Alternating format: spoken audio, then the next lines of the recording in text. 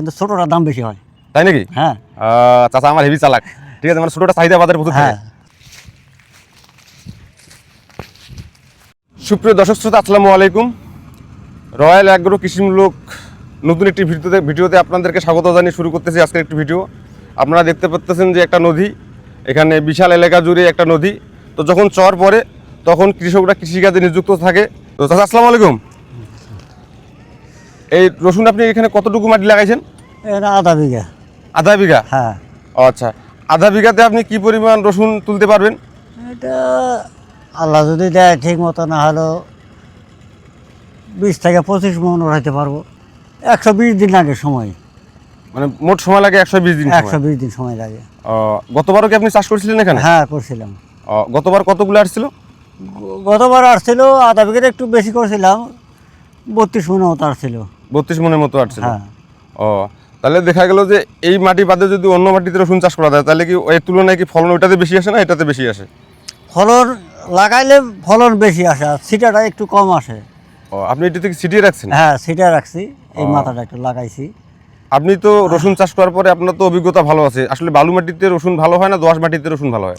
না, বালুতে ভালো হয়। বালুতে সবচেয়ে বেশি ভালো হয় না? হ্যাঁ বালুতে ভালো তো হয়। আমরা দেখতে পাচ্ছি যে আপনার রসুনটা কিন্তু ঘন হয়ে গেছে। ঘন হওয়ার কারণে কিন্তু রসুনটা মানে হ্যাঁ বড় হচ্ছে না। একটু ঘন বেশি হয়েছে। যে নিড়ানি দিয়েছেন তখন আপনি কিছু ঘন তুলে দিতে পারতেন। ঘনটা তুলে দিলে মনে করেন যে 10টা গাছের জায়গা যদি ওখানে যদি 7টা গাছ থাকে, গাছটা কিন্তু অনেক সুন্দর হবে। কিন্তু ছোটটার দাম বেশি হয়। তাই নাকি? হ্যাঁ। চাচা আমার হেভি চালাক। ঠিক আছে, মানে ছোটটা চাহিদা বাজারে প্রচুর থাকে। হ্যাঁ। তো এখানে আসলে এই মাটিতে কি শুধু রসুনের চাষ করা হয়, অন্য কিছু চাষ করা হয় না? হয়, ওই যে ভুট্টা গেলে ভুট্টা হয়, ওই যে গম গাছে গম হয়েছে, আচ্ছা ভুট্টা আচ্ছা। হয়, গম হয়। এটা কয় মাস পর্যন্ত এরকম ভাবে চাষ করা সম্ভব?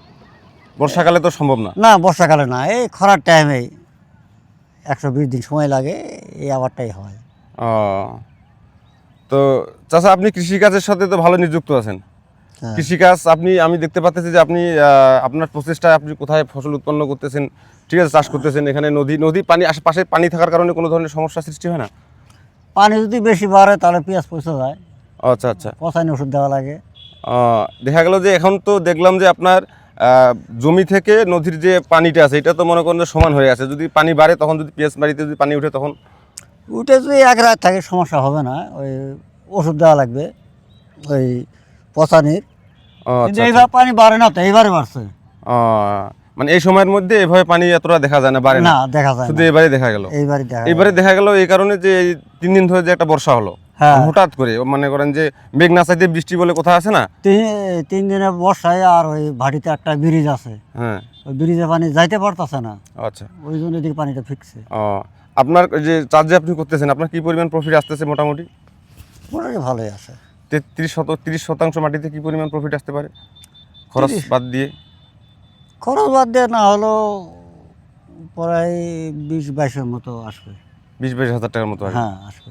কি সুন্দর চাষ, এদিকে মনে হয় অনেক এলাকা জুড়ে মনে করেন যে এইভাবে রসুনের চাষ। হ্যাঁ হ্যাঁ এটা গোটাই আছে, গোটা নদীতে। দেখা গেল যে কৃষিকাজে তো আপনি নিযুক্ত থাকেন। হ্যাঁ। আপনি কখনো কৃষি অফিসারের সাথে কথা বলছেন, পরামর্শ নিয়েছেন কারো কাছ থেকে? বলি নাই, আচ্ছা আচ্ছা, মানে আগে থেকে আবাদ করতে করতে এখন আর কি মানে অভিজ্ঞতা আর কি।